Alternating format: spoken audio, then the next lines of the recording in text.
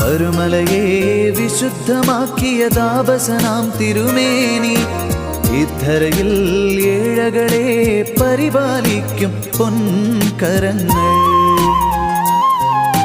പരുമലയെ വിശുദ്ധമാക്കിയ താപസനാം തിരുമേനി ഇദ്ധരയിൽ ഏഴകളെ പരിപാലിക്കും പൊൻകരങ്ങൾ.